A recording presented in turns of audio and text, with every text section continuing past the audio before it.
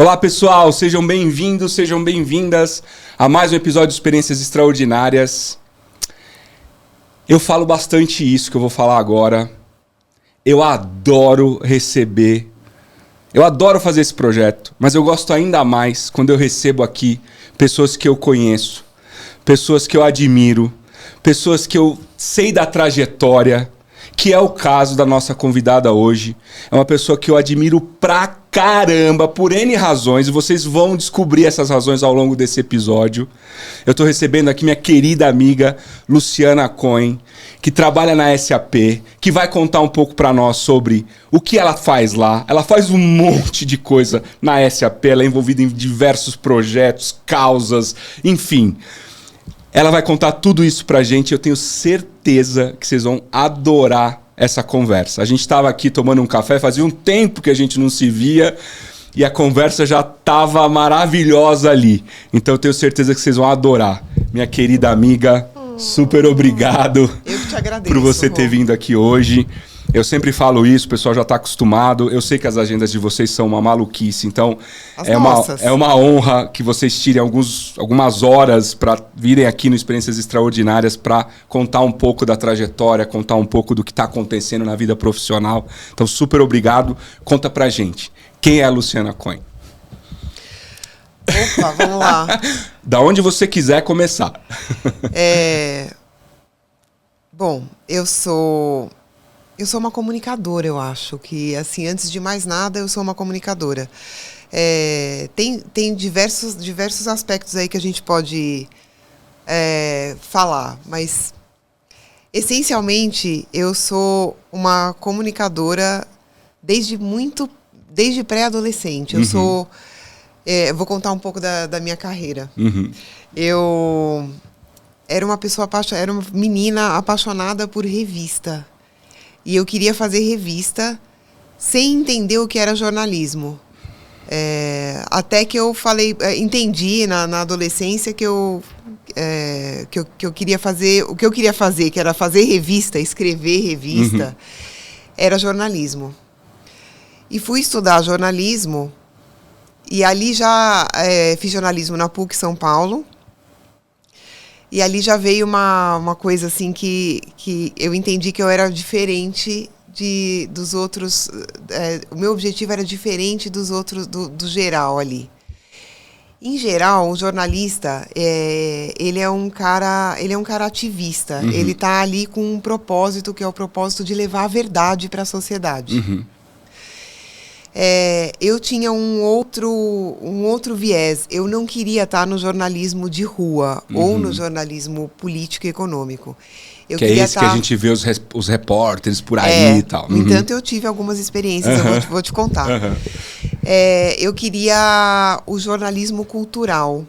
Ao mesmo tempo que eu gosto muito de escrever, a minha força é escrever, é texto. Eu sou uma pessoa muito visual. Por isso que eu queria fazer revista e não jornal.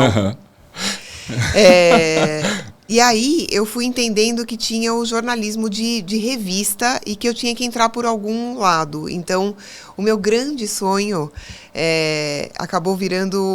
acabou se transformando em ser jornalista de moda. Olha, jornalista de moda e decoração ou jornalista... ou jornalista cultural. Por causa da coisa visual. Por causa da coisa visual. Uma outra coisa que eu queria fazer, e que eu adoro até hoje, é dança. Quem me conhece sabe que eu gosto muito de dança. Então eu tinha um pé um pouco no jornalismo cultural e de dança e de artes cênicas e de moda.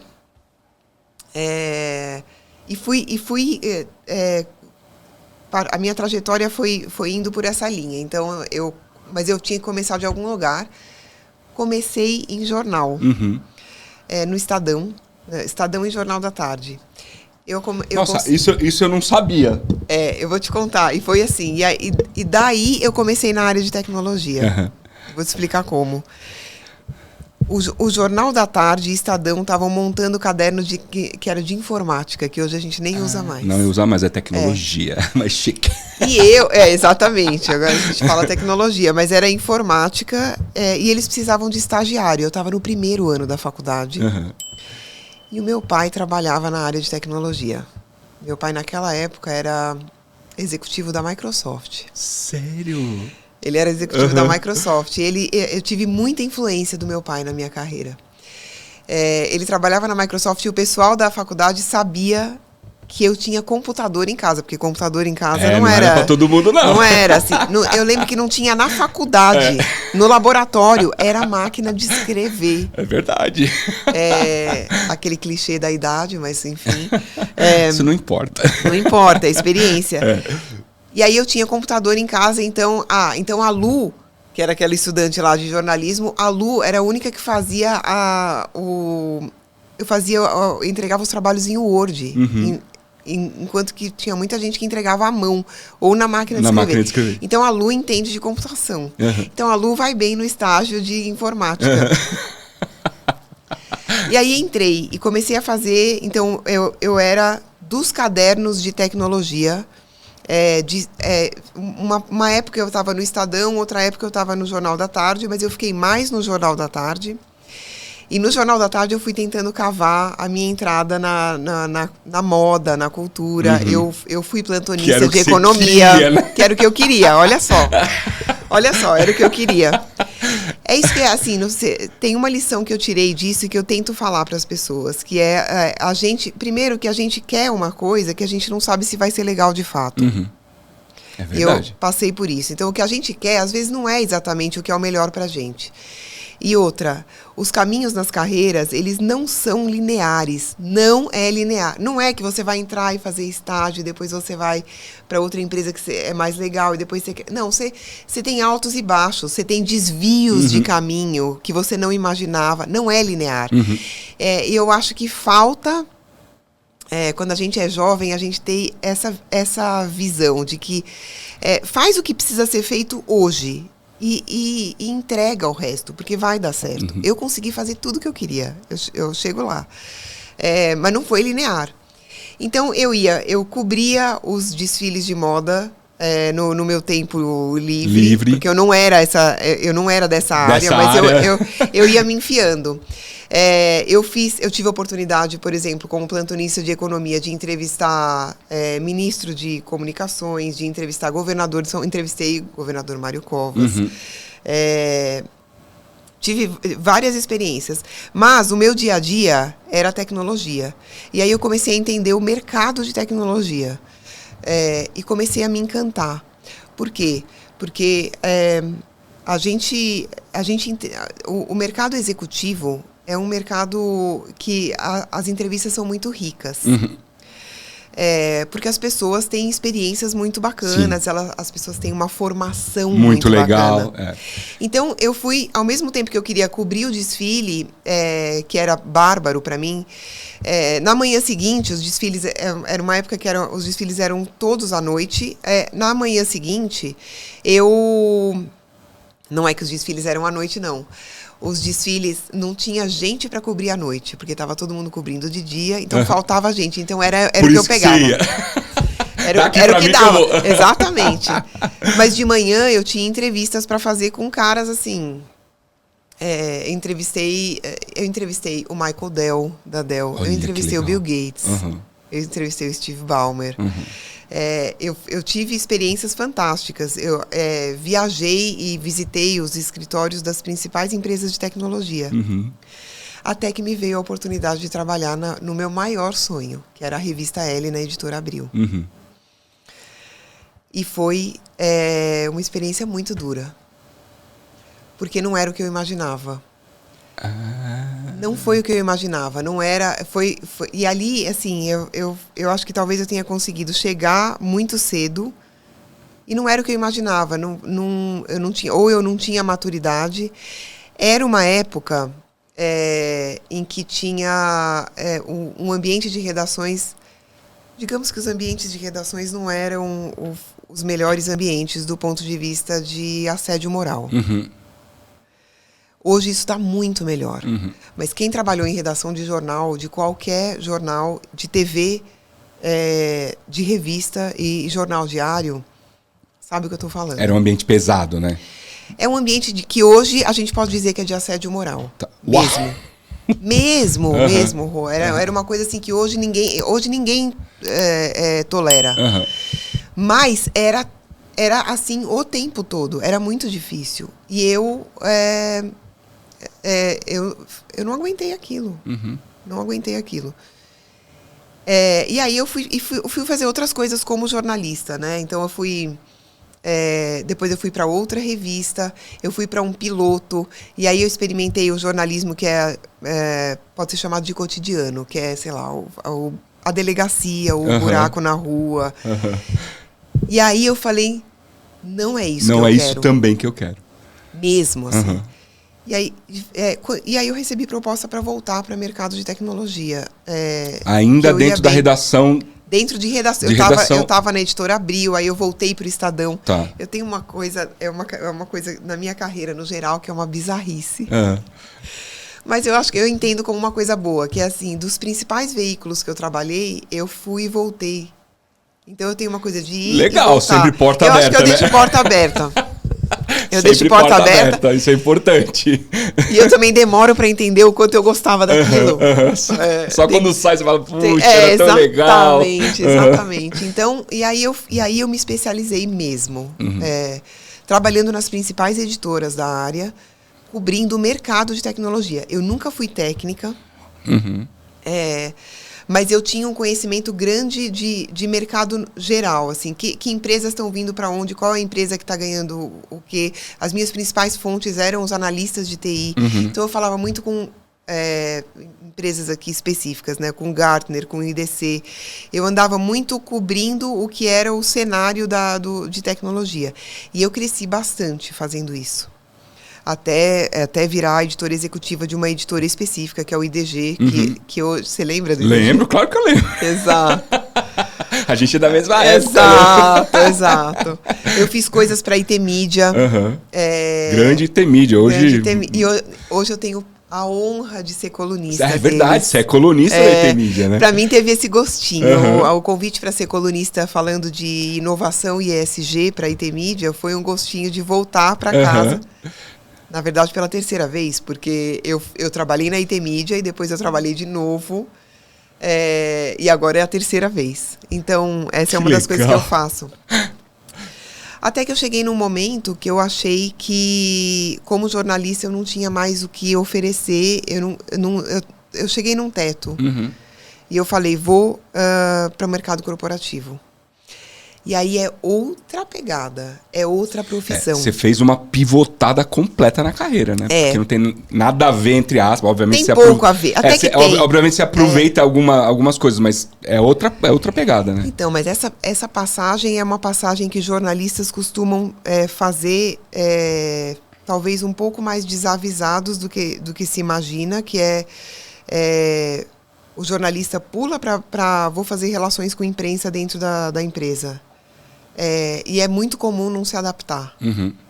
Porque é outra pegada. Você tem que saber que é outra pegada. Eu fui estudar, eu fui fazer outras pós, tudo isso eu nunca parei de estudar. Essa é uma característica minha, eu gosto muito de estudar. Então eu fui fazendo especialização, depois pós, fui fazer pós para mundo corporativo, porque eu sabia que era um outro mundo, um outro mundo muito diferente. E também eu dei alguns passos para trás para poder dar essa volta. E isso é uma coisa que eu faço e recomendo. Que não façam isso por esse dinheiro eu não vou trabalhar. Não olhem dinheiro nas carreiras, porque não é esse raciocínio. A grana vem. Ela vem. Olha a realização, é isso? Exatamente. Olha a realização, o que você veio para fazer no mundo, na sua vida, nesta sua vida. Porque vai vir. Dinheiro vai vir. Então eu dei vários passos para trás para entrar no mundo corporativo. E entrei, fiz algumas coisas em agência e depois eu vim para SAP. Entrei como relações com imprensa. Era isso que eu fazia. Depois virou relações com imprensa e analistas de tecnologia. Depois eu assumi a direção da área e com a direção da área veio um dos maiores presentes de carreira, que é a responsabilidade corporativa. E depois fiz agora eu vou dar uns passos mais... Vou falar mais rapidamente, que primeiro que assim, o mundo corporativo para mim foi onde eu mais me encontrei. A sensação que eu tenho é que eu tinha que ter vindo antes. Ou seja, aquela coisa, eu quero trabalhar com moda e tal. Legal que você conseguiu, né? Mas não era aquilo, né? Mas eu ainda adoro. E eu ainda tenho colegas na área de moda. Hoje eu sei que o mercado de comunicação, jornalismo de moda não é o que era antes. Ele está muito mais profissionalizado, muito mais. Eu cheguei até a escrever uma coluna de moda para a L'Oficiel recentemente, faz uns 5 anos. Depois eu quero te perguntar como você faz, porque eu chego faz lá. Muita coisa. Eu chego lá. Eu gosto muito. Eu chego lá. Inclusive tá aqui com a gente, né? Inclusive temos novas ideias. Exatamente, então, novas ideias em breve aí. Eu vou tendo ideias e vou fazendo. Mas eu vim com essa sensação, né, de eu tinha que ter vindo antes para mercado corporativo. É um trabalho que eu amo de paixão fazer, que é a comunicação nessa área, enxergar a estratégia de comunicação para uma empresa especificamente, a reputação e tudo isso. E aí foi aumentando, né? A cadeira foi aumentando, então foi para comunicação, virou comunicação com a direção da área, virou comunicação de crise, eu ganho comunicação executiva. Você foi crescendo. Comunicação interna, interna, executiva, de crise e relações com imprensa, com influenciadores, isso tudo vai crescendo. E a área de comunicação tem a área de responsabilidade corporativa. Então, toda a área, todo o relacionamento da empresa com o terceiro setor, eu ganhei naquela ocasião. E fui trabalhando vários projetos. Eu me lembro quando eu estava na SAP 2016 até 2018, a minha última passagem, depois eu também voltei, né, para a SAP. Eu me lembro daquele projeto de Paraisópolis. Sim. Que você levou a gente lá. Até hoje. Tá até hoje. Sim. Ele Nossa, que legal. Até hoje, eu vou contar um pouco. Até chegar na gestão, na coordenação de um comitê ESG. Hoje a gente fala em sustentabilidade no mundo corporativo com muita seriedade. Não só a SAP, muitas empresas, acho que a gente foi amadurecendo. As empresas realmente abriram os olhos para isso e criaram áreas, criaram KPIs, né? Para quem não sabe, KPIs, o que é indicadores. Para isso. No momento que cria indicador, pronto, profissionalizou, né? Porque daí tem como medir, tem como cobrar as ações. Então, acho que as empresas, de uma forma geral, a gente, inclusive, vai produzir uma série sobre ESG em breve aqui no Experiências Extraordinárias, só sobre ESG.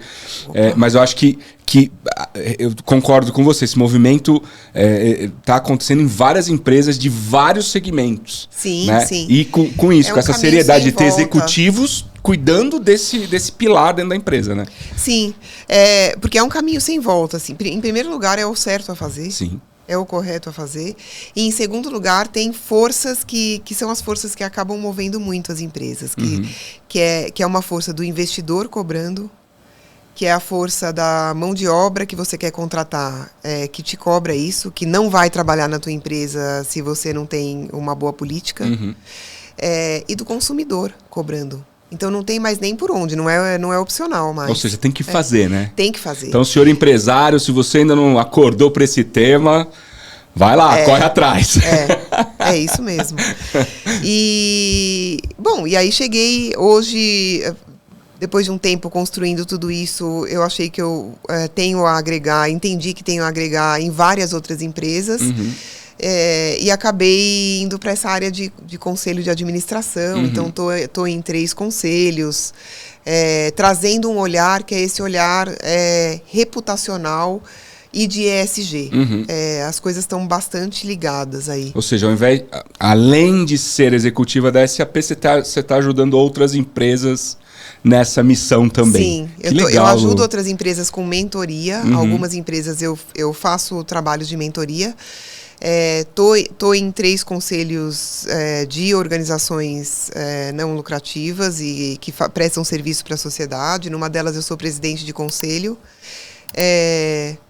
que mais? Tem outras Eu coisas tenho aqui também. tudo Eu tô escrito. fazendo. Eu tava até decorando lá a universidade que você fez, eu acho que em Paris. Syracuse. Essa foi... Em Genebra. Em Genebra. Sim, Suíça. Instituto Fernand... Não, é esse lugar. O Instituto Fernand porque Braudel. você é presidente do Instituto Fernand Braudel. De Uhum. Economia Mundial. Eu sou presidente do conselho. Uhum. Dessa organização. É uma das Porque das olha coisas só, que eu ela faço. conselheira da Associação Brasileira de Comunicação Empresarial, ABERJ, presidente do Conselho do Instituto Fernand Braudel, palestrante, professora, visitante da Escola de Comunicação e Artes da Universidade de São Paulo, professor da AGO, Agrosocial e Universidade HSM, 2 vezes vencedora do prêmio de Relações com a Mídia, executiva de comunicação do ano da ABERJ e mais um montão de coisa. Essa mulher é muito fera. É muito fera. Você puxou a ficha. Puxamos, a gente tem jornalista aqui também, tá pensando o quê? Nossa, e a responsabilidade de receber aqui? Querido. Tem muita coisa, assim. Tem outras coisas até. Tem bastante. Mas você tem uma pegada muito social também, né, Lu? Você ajuda muito, né? Assim, você tem envolvimento em diversos projetos, por exemplo, esse do Paraisópolis. Eu me lembro, na minha época de SAP, que você que encabeçava, você que levava a gente lá, os executivos e tal. Me lembro quando eu fui, eu fiquei muito positivamente impactado. Eu falei, nossa, que legal. Ali eu acho que foi uma das primeiras, de verdade, uma das primeiras sementes assim, que foram plantadas em mim de falar, putz, eu preciso em algum momento também olhar para isso. Ai, que né? Como pessoa, como executivo, como profissional, como... Que maravilha. Porque se a gente pode fazer isso. A gente olha e tem que ter alguém que puxa, né? Porque quem tá lá como executivo de uma empresa como a SAP, como qualquer outra empresa, tá ali no dia a dia, né? E às vezes não para pensar que, pô, tem que ajudar, precisa ajudar. E tem uma pessoa puxando... Né? E tem uma pessoa puxando isso, acho que é... Te ouvir falar isso é muito bom, porque as empresas precisam fazer isso. Uhum. É obrigação... e eu até reluto razoavelmente no excesso de comunicação externa sobre isso. Uhum. Porque é obrigação. Uhum. A empresa precisa olhar o entorno, e o projeto de Paraisópolis está nisso, que é a comunidade que está perto do escritório da SAP em São Paulo. Uhum. A empresa precisa olhar para isso, ela tem que olhar também, porque olhar para os problemas da sociedade significa a perenidade dessa empresa. Uhum. Porque, assim, se também não dá para a empresa estar pensando direto no lucro e em vender o produto que ela quer no curto prazo, sem parar para pensar o que está acontecendo em volta. Porque disso depende a sobrevivência dela no longo prazo. Sim. Uhum. Então, tem isso. E um outro papel também que está nas empresas fazerem essas ações é o papel da empresa como influenciador do funcionário. Uhum. Que Meu caso. Que por isso, foi o que veio. Que é assim, o funcionário pode não estar parando para pensar nisso e, de repente, a empresa coloca uma semente. Isso daí, em ESG, do ponto de vista ambiental, é muito importante. A empresa se entendeu que a empresa precisa comunicar sustentabilidade. Uhum. Porque daí, talvez ela consiga colocar uma sementinha naquele funcionário como cidadão. Uhum. E isso é papel da empresa. Uhum. Também, né? Ô Lu, só te interrompendo, quando a gente fala de sustentabilidade, por exemplo, a gente recebeu aqui o presidente da 5ASEC, aquela rede de lavanderias. Quando a gente fala de sustentabilidade numa rede de lavanderias, entre aspas, é um pouco mais fácil de entender. Aí ele disse, a gente usa muito menos água, a gente cata plástico no oceano para fazer cabide, né? Enfim, ele deu vários exemplos. Se você quiser saber, assista o episódio dele, já está publicado aqui no Experiências Extraordinárias. Mas em uma empresa de tecnologia, quais são os impactos ambientais, sociais? Ok, mas... Desculpa, não só de tecnologia, mas empresas que não estão assim tão ligadas à agressão ao meio ambiente. Talvez empresa que não tem fábrica. Não tem fábrica, não tem exatamente. Fábrica, ou não trabalha com extração. Com extração de alguma coisa. Então, sei lá, uma empresa que, sei lá, lava carro, né? Pô, tá gastando água. Uma empresa que fabrica roupa, tá? Como é que a empresa de tecnologia ela equilibra isso? Uma empresa de tecnologia... Por exemplo, de tecnologia. Hoje... vou dar uma resposta geral assim, para o setor. A empresa de tecnologia hoje, do ponto de vista ambiental, são duas grandes coisas. Uma é energia, por causa de data centers. Data centers, que então, exatamente, esse é um ponto. E o outro é frota ou viagem. Excelente. É por aí.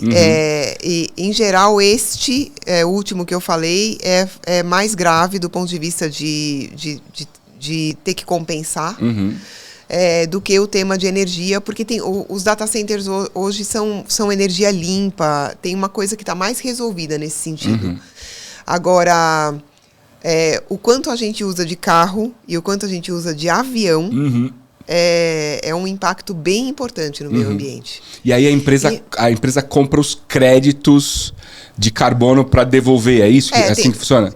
É assim que funciona no geral, mas também não é só você gastar e compensar.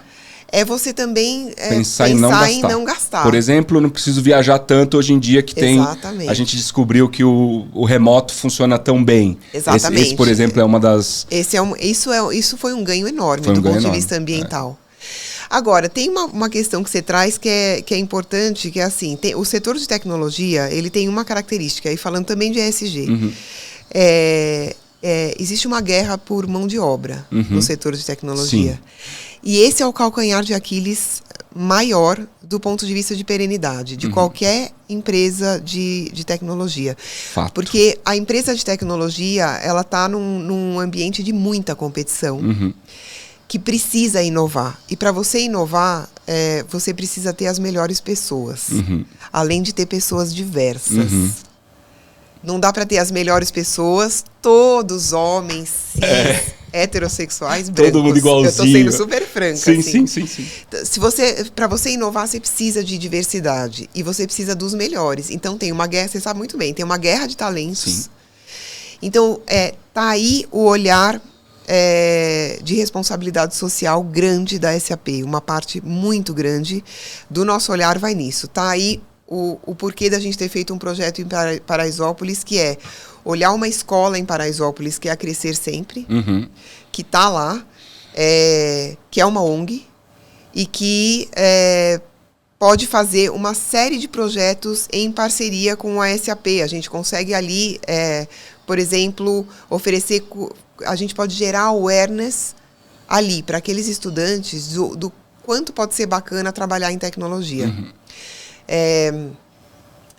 O quanto é bacana continuar estudando e a gente consegue oferecer bolsas, e aí estou falando tudo que a gente faz lá, oferecer bolsas para universidades, dar reforços em cursos de exatas, no contraturno, fazer cursos específicos de tecnologia, por exemplo, como robótica, para despertar o interesse daqueles alunos. Aqueles alunos, eles vão trabalhar na SAP, não sei, a gente está falando de ensino médio, a gente está falando até de Fundamental 2 também. Então, você não está preocupada com isso. Não estou, né? Exatamente. Eu estou preocupada em resolver, em ajudar a resolver uma questão, que é a questão de mais pessoas formadas para trabalhar em tecnologia, que pode não ser na SAP, pode ser em outra empresa da área de tecnologia, pode ser num cliente, pode ser num parceiro, mas é num futuro. E também trabalhar um outro gap que a gente tem nesta área, que é ainda as meninas acham que tecnologia é para menino.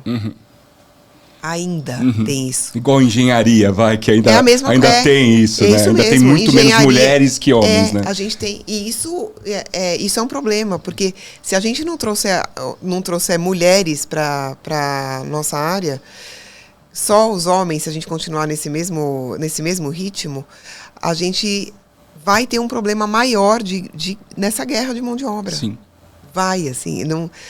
A gente precisa das mulheres também, porque precisa ampliar. Só os homens não dá conta. Não dão conta. E essencialmente porque é o certo, porque as mulheres, assim, a gente enfrenta muito isso. Tem outros projetos, tem projetos, por exemplo, no Sergipe, de educação, tem projetos no sul do país, tem projetos, a gente já teve projetos no Rio de Janeiro. Em todos eles, eu tive casos de precisar questionar as organizações e pedir para as organizações trazerem metade meninas e metade meninos. Uhum. Porque são, digamos que, aulas extra que a gente dá. Uhum. E as pessoas que se inscrevem nessas aulas extra, o de Sergipe tinha até fundamental. A gente está falando de pessoas de 10 anos, tá? Uhum. Ou seja, lá formando a base mesmo, né? A base para um futuro, para resolver essa questão. De uma menina falando... Não, mas é que eu queria fazer robótica, mas é que a minha mãe e meu pai, eles falaram que robótica é mais para menino. Uhum. Então eu resolvi não me inscrever. Entendi. Ainda precisamos quebrar esses paradigmas. Precisa. Uhum. Não, e a forma de quebrar, você faz muito bem isso, que é trazer mulheres que estejam nestas áreas. Uhum. Que aliás, sejam aqui áreas no XPCC só somos 2 homens, tá? Só pra vocês saberem. Olá. A mulherada domina aqui. Olha lá. Boa. Eu e o Vini somos só nós dois. Depois é tudo mulher. Que é isso, porque também, às vezes, não é o pai, a mãe, a família que estão falando, mas para uma menina, uma mulher, ela não ter modelo, não tem referência. Uhum. Até, olha, eu vou dar um exemplo meu, tá? A gente já tem mais mulheres executivas no mercado de trabalho, temos excelentes referências, eu tenho minhas chefes maravilhosas. Na própria SAP, eu acho que isso é a Cris hoje, acho que tem todo o time de liderança é feminino, né? Todo o time de liderança. Ou seja, todas as country leaders, country managers, presidentes de país são femininas, são mulheres, né? Aliás, a Adriana Arolho teve aqui também, o episódio dela também já está no ar, não perca, foi fantástico, viu? A Cris, eu acho que faz isso muito bem também, na SAP de uma forma geral, né? Que é modelo, mas, por exemplo, eu comecei uma formação de conselheira, entrei como conselheira na Associação Brasileira de Comunicação e comecei uma formação de conselheira. Em conselhos, as mulheres, assim, são, se não me engano, são no Brasil 6% de mulheres em conselhos, de acordo com a Ana Fontes agora. A gente realmente não tem modelo. Eu demorei para entender que eu poderia ser conselheira, que tinha isso. Porque se você vê foto de conselhos hoje... É um monte de homem. Aliás... Então, não é que a gente acha, não é pra mim, não é consciente isso. Uhum. A gente simplesmente não pensa nessa alternativa. Isso que eu queria puxar de você, eu queria debater. É um tema polêmico esse, então é bacana ter a Lu aqui que tem tanto conhecimento, tanta propriedade. Outro dia eu estava vendo uma foto de um evento. Que não era de tecnologia, mas tinha tecnologia, e lá estava a foto. E tinha, como você acabou de dizer, tinha, sei lá, 30 homens e 2 mulheres na foto, né? Daquele grupo. E aí isso me chamou muito a atenção, porque eu falei, mas cadê a mulherada, cadê a diversidade, cadê, né? E os homens todos iguais, como você falou, né? Todo mundo hétero, branco e assim por diante. Cis, né?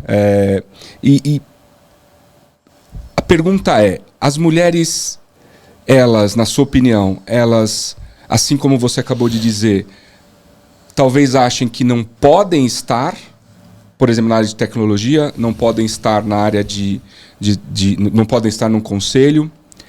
Elas ainda carregam a maior parte da sobrecarga da vida familiar, portanto, não pode estar lá naquele evento porque tem que carregar a sobrecarga familiar em casa, né? Onde é que estão, além das barreiras culturais, onde é que, na sua opinião, estão as barreiras para que a gente destrave esse ponto e comece a ter mais mulheres? E só para complementar e dizer, eu sempre tive mais mulheres nos meus times do que homens.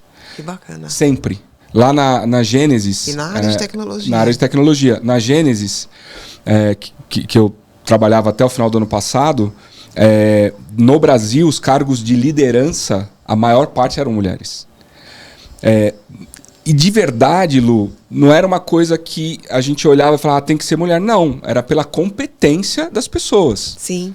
né? Então, as mulheres, naquele momento, eram as pessoas mais corretas para estarem ali, mais competentes para estarem ali. E num belo dia eu parei e falei, nossa, a gente tem muito mais mulheres do que homens nos cargos de liderança. E a outra coisa, mesmos salários. Então, assim, não tinha diferença absolutamente nenhuma de salários. E, obviamente, que isso não era uma coisa minha, era uma coisa da Gênesis como um todo. A cultura da... A empresa tomou a decisão. A empresa tomou a decisão. Né? Então, não estou nem trazendo esse mérito para mim, não. Mérito da companhia, mérito da organização, das pessoas, do líder global e tal. Mas qual a tua opinião sobre isso, Lu? O que você acha que está faltando para a gente ter mais a mulherada aí? Não? Eu acho que é um caminho, e que, claro, que precisa acelerar. Mas tem um viés ali. Eu acho que falta de modelos, de referências. Quando eu falo que a menina não acha que é para o curso de robótica, não é para ela, não é só uma questão dos pais falarem não é.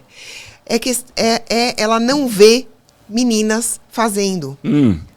Assim como Boa. eu sou igualzinha a ela. Eu não vejo mulheres em conselhos. Então,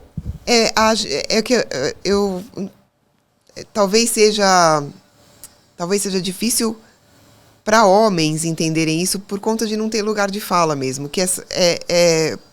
porque o homem, digamos que assim, ele tem a referência todo o tempo, desde pequeno, de várias coisas.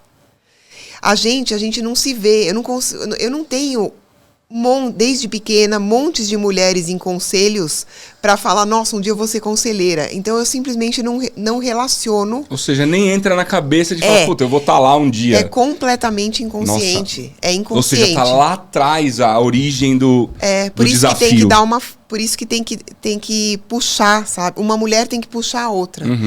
E eu também acho que esse é um tema bastante delicado, mas eu acho que existe ainda uma péssima distribuição de parentalidade ou maternidade e cuidados com a casa, ainda. Talvez eu seja polêmica aqui, mas enfim. Mas eu vou te ajudar na polêmica. Eu concordo com você. Eu acho que ainda tem uma sobrecarga na mãe. Na mãe. Eu concordo. E eu acho que precisa haver uma divisão mesmo de tarefas. Sim. Porque o que aconteceu com esse feminismo que veio vindo foi que, muito eu falando, foi que a gente tá pondo o pé na porta para entrar no mercado de trabalho e fazer tudo o que qualquer homem faz. Mas até que página a gente tem apoio em casa. Às vezes é ter apoio, de ter... E aí passa também pelo modelo. E também... eu vou te falar aí que eu vou ser polêmica. Não tem problema, eu acho que às vezes existe... Eu vou falar por mim, então. Às vezes existe um machismo que não está só nos homens. É um machismo... estrutural, é um negócio... Que está em homens e em mulheres. Porque às vezes até que em que momentos na minha vida pessoal, com os meus filhos, ou no cuidado da minha casa, que eu não dividi. Eu achei que a tarefa era minha. Era mais sua do que do pai, né?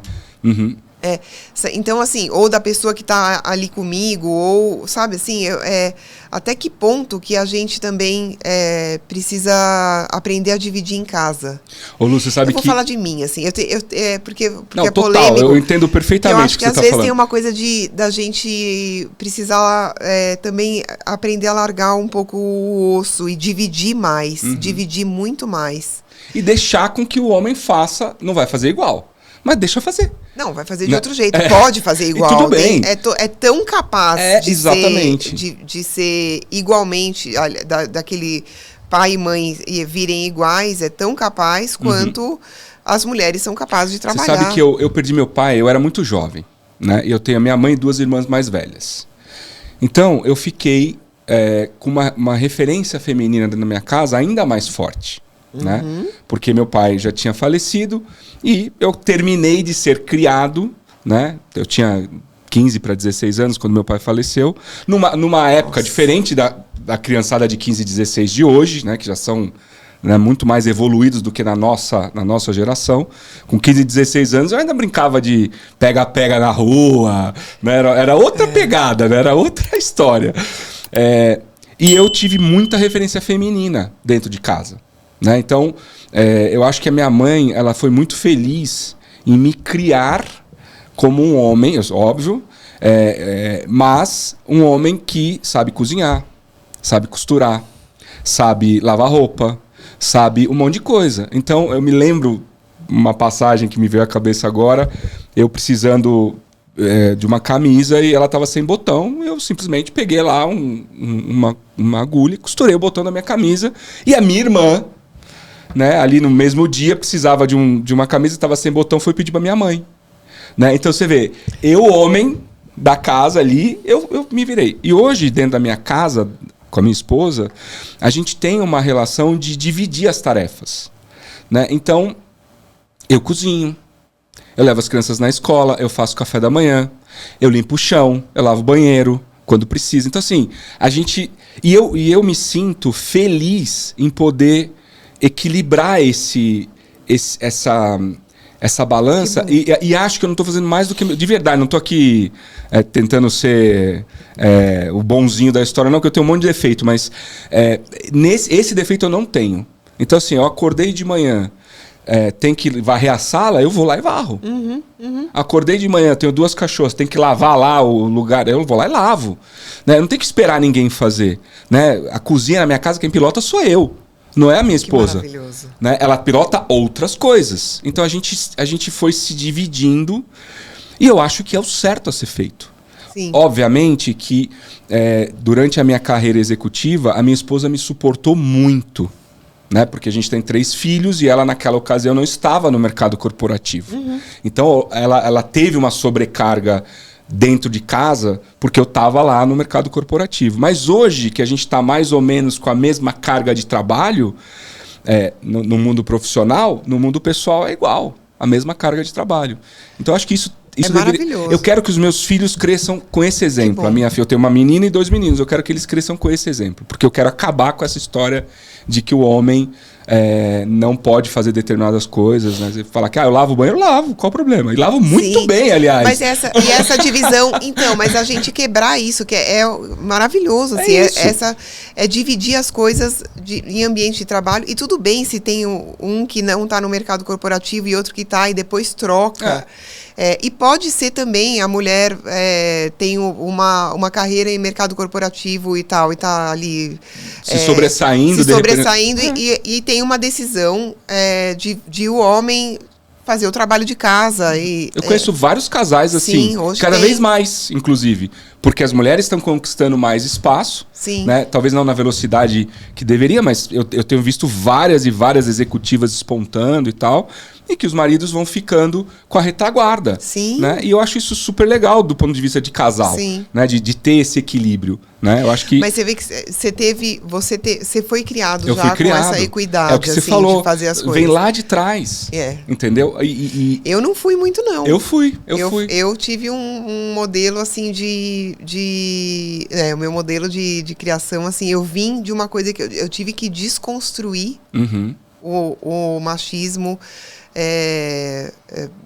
com muita força, assim, porque até você se dá conta de que na verdade é isso, porque assim, tem uma coisa de um machismo tanto na mulher quanto no homem, porque a sociedade eu acho que a desconstrução é essa, ao mesmo tempo a gente vai criando modelos, que são modelos para as meninas começarem a ver que dá para elas fazerem o que elas quiserem, ao mesmo tempo que não é tarefa exclusiva das mulheres criar os filhos, cuidar da casa. E cuidar da casa. Tem que estar dividido isso, Tem que estar dividido. Porque, né, eu acho que a gente teve essa parte, se você for olhar para o feminismo dos anos 70 e tal para agora, que foi uma parte que ficou deixada de lado, que as mulheres podem sim trabalhar, mas a outra parte que é então vamos dividir as coisas, então já que nós 2 trabalhamos, então pode ser buscar os filhos na escola dividido e tal. Isso. Mas essa não parte, era assim, né? Ela ficou esquecida. Ficou. Então a gente acabou assim ficando... Eu me lembro, voltando à minha vida pessoal lá atrás, eu me lembro a minha mãe, até um determinado momento das nossas vidas, minha mãe era a dona de casa. Né? E meu pai era o cara que estava lá no trabalho, né? Modelo anterior e tal, não tinha nada errado, entre aspas, nesse modelo. Mas um belo dia minha mãe foi trabalhar também. Né? E aí as coisas começaram a mudar. Né? As coisas começaram a ter que se equilibrar, porque ela também estava no mercado de trabalho e era necessário estar. E hoje em dia também é necessário que o casal trabalhe os dois. Né? Tem isso. Infelizmente, meu pai logo depois faleceu e a gente não teve condição de evoluir esse modelo. Então, aí a minha mãe, enfim, teve que seguir sendo o pai e a mãe da história. Mas sempre, eu me lembro muito claramente dela trazendo esses exemplos e dizendo, não, aqui em casa... Por exemplo, eu tinha uma namorada e a minha mãe falava assim... Eu falava, mas na casa dela, com os pais dela, eu durmo no quarto dela. Ela falou, mas aqui você não vai dormir, porque você tem 2 irmãs e eu não vou deixar suas irmãs dormir com os namorados. Então é direito igual, querido. Não é porque você é homem que você vai... Então, e era assim, ponto. Então, lá na casa da minha namorada, com os pais dela, o pai e a mãe, eles permitiam que a gente dormisse no mesmo quarto. Na minha casa, minha mãe falou, não, aqui na minha casa o meu conceito é diferente, nem você, nem as suas irmãs vão dormir. Então, assim, era pau que bate em Chico, bate em Francisco, né? Que era assim que a gente falava, né? Então, era tudo muito igual. E por isso, eu acho que eu saí um pouco com essa filosofia de que é absolutamente natural fazer isso que eu tô... É a minha obrigação, não tem nada de diferente em fazer isso. Ô Lu, saindo um pouco desse assunto, queria explorar um pouco aqui o teu conhecimento. Você ensina, durante boa parte da tua carreira na SAP, você liderou e ensinou os executivos a falar, né? A falar do sentido de dar entrevista, a falar do sentido do que falar, do que não falar. O que você pode trazer de dicas para nós, para as pessoas que estão assistindo a gente, né? Que talvez... As mais genéricas possíveis, né? Porque a gente assiste o XPXT desde o pessoal que está começando a carreira até o pessoal que já está em desenvolvimento de carreira. O que você poderia trazer para a gente de dicas de falar, assim, de falar do que não falar quando você está no momento de uma entrevista, né? Porque toda hora o podcast está bombando, então toda hora você pode estar eventualmente indo no podcast. O que você pode trazer de dicas para nós? Vamos lá, para falar... no geral, dicas gerais, né? Primeiro, tá preparado, saber do que vai falar, informar, se você vai falar por uma organização, se você não vai falar por você, ou se você não é o dono da empresa que está ali, você precisa se informar. Busque a área de comunicação. Não vá sozinho fazer essas entrevistas. Busque a área de comunicação. E a área de comunicação precisa te dar o suporte para você falar. Estude, mas também saiba que tem perguntas que vão vir que você pode falar que não sabe. E você pode falar que vai pesquisar depois. Ou seja, não precisa responder tudo. Não precisa responder tudo. O que você não sabe, você fala, olha, eu posso buscar esse número para vir depois. Que outras dicas, assim, de bate-pronto? Se for uma entrevista de TV e você estiver sentado como a gente está e o jornalista vem e coloca o microfone, levanta, sobe. Sempre na mesma altura que o jornalista. Se evita você falar fica de nervoso, números, evita falar de coisas que talvez não você fala erre que você o não número, pode. Né? Tem todo um preparo, né? Então você precisa falar, você precisa saber o que você pode falar e o que você não pode falar. A área de comunicação vai te dar esse suporte.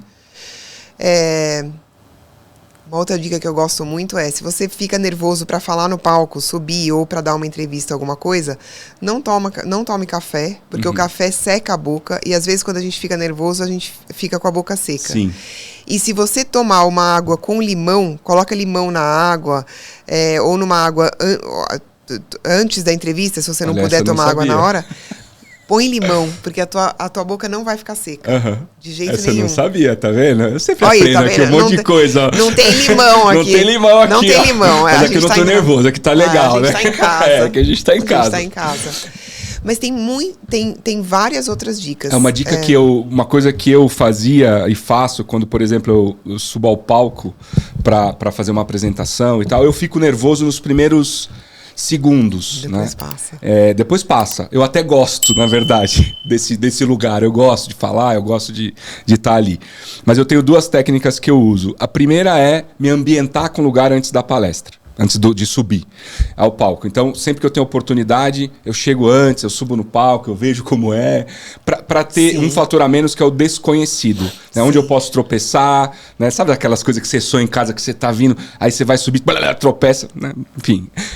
E a outra coisa eu preciso de alguns segundos quando eu subo ao palco para respirar. Tipo assim, 30 segundos. Então, sempre que eu posso, eu começo a minha apresentação com alguma intervenção com a plateia. Um vídeo, uma pesquisa, uma pergunta. Porque são aqueles segundos que eu preciso para... Depois disso, vai. Então, eu fui aprendendo ao longo dos anos, né, de enfrentar palestras e tal, que eu tinha esses truquezinhos que me faziam... e tranquilo pro palco, né? Então, agora essa do limão... É boa. Porque a minha boca, via de regra, sempre seca. Pede um limão. Então, assim, limão, essa do limão a próxima vez. E aí, falando de...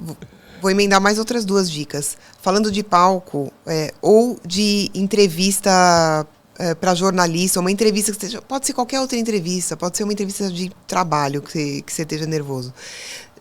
Tenha 5 minutos antes para você respirar. Não faça isso de emendar uma coisa na outra e chegar assim, nossa, esbaforido e tal, porque você já entra num ritmo que já não é bacana. E para palco, se você puder, peça para alguém te filmar. Pega uma pessoa do lado, assim, que está na plateia, pede para ela te filmar com o seu celular e depois assiste. É um exercício muito desconfortável. Mas você dá saltos enormes. Se você for... é verdade. Porque você vê e você ganha um autoconhecimento que é assim... Você vai, assim, em 3, 5 apresentações, você vai estar, assim, vai ter melhorado muito. Você sabe que muitos anos atrás eu fiz um curso com o Reinaldo Polito. Sei. E o Polito, não sei se foi ele que inventou, mas enfim, faz muitos anos que eu fiz. Ele filmava a gente. Né? Então ele fazia você subir ao palco com um assunto de supetão ali e ele filmava. Né? E eu me lembro disso que você está falando. Do quanto eu me ver... falando era ruim, mas ao mesmo tempo bom para eu aprender, por exemplo, postura, mão no bolso, vícios, uma série de coisas. Então e hoje em dia tá muito mais fácil, né? Celular na mão, você filma e você mesmo assiste, né? Ô Lu, pra gente já começar a dar um contorno de encerramento nesse papo maravilhoso, conta um pouco pra gente. Passar rápido, né? Eu sempre falo isso. O pessoal fala, mas nossa, 50 minutos. Eu falo, passar rápido, a gente não cobriu nem metade da nossa pauta aqui. Ô Lu, fazendo tudo isso que você faz, né? Envolvido em tanto projeto, tocar a área de ESG da SAP e ainda apoiar a comunicação. Eu vi que você, eu acho que ontem você postou que você estava num curso de Media Training para vários executivos e você estava lá e tal. Sim. E ainda conselheira e ainda um monte de coisa. Como é a tua vida pessoal? Né? O que você gosta de fazer quando você sai do mundo corporativo e vai lá pra tua casa? Nossa. Conta um pouco do lado B da Luciana pra gente. Do lado lá de casa. O que você curte fazer? Você já falou que gosta de dançar. De coisas. Eu gosto de dançar. Mais do que gostar de dançar, eu gosto muito de balé. Então eu vou a todos os balés. Esse ano eu vou pro Festival de Dança de Joinville, que é um... Talvez seja o maior festival de dança do mundo. Ele é muito grande, assim. Eu vou para lá. Eu gosto muito de dança. Então, vamos lá. As coisas que eu gosto. Eu gosto de arte. Continuo gostando de arte, moda, arquitetura. Eu vou muito a exposições de arte. gosto de... Eu moro com meu filho, de 20 anos, o Davi. A gente tem também um gato e um cachorro. Eu gosto de... Hoje posso dizer que eu gosto do exercício físico. Eu nem sempre fui assim, mas eu treino musculação. Eu gosto muito de aula de bike, sabe, biking, spinning. Spinning, aquela spinning, que você... Exatamente. Com aquela música. Com aquela música. Eu nunca fiz, mas parece que 6h15 da manhã eu tava lá. Adrenalina. Eu adoro. E outras coisas aí, faço dança também. Então eu faço muita coisa, eu me dei conta talvez tarde, mas me dei conta de que para ter energia para fazer todas essas coisas que eu faço, eu preciso do exercício físico. Se eu tivesse sedentária, eu não tenho energia. Acho que um monte de gente percebe isso mais cedo do que eu, mas enfim. Percebi. Então como agora eu não saio mais. A Cris Palmaca fala uma frase que eu uso muito, que ela não sei se ela fala ainda. Ela fala assim, antes tarde do que mais tarde. Então... Exatamente, é isso aí. Ela fala isso até hoje. Ela falava muito isso. Antes tarde do que mais tarde. Exatamente. O que mais? Eu acho que eu namoro, tenho amigos... tenho minha família. Você consegue equilibrar a vida agitada, profissional, com a vida pessoal? Você consegue fazer essa transição, por exemplo, num final de semana, desligar? Essa é uma pergunta que eu faço às vezes para os executivos, porque é uma dificuldade que eu sempre tive, né, de desligar do mundo corporativo, por exemplo, durante o final de semana, né? Então, você consegue? Como é que você faz isso? Não, né? Não, provavelmente o pessoal que trabalha comigo vai estar rindo nessa pergunta. Não, é assim, eu não consigo desligar, eu não desligo, mas assim, eu adoro o que eu faço. Então, eu não acredito muito em desligar, a não ser que você entre a não ser que você entre numa coisa de meditar mesmo e de fazer uma coisa de se isolar. Tá.